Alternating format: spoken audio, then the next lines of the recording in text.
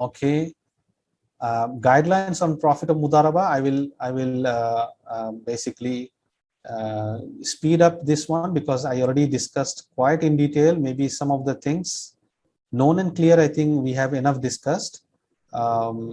Ratio of profit. This one may have a ceiling. So this is important. We can in Musharaka as well, we can do that. So we can say, okay, if profit goes beyond $5,000, then the additional amount will go to Mudarib or will go to this partner to incentivize him.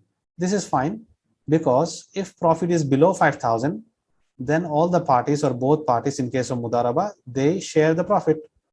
If it is beyond 5,000, still the amount below 5,000 is shared.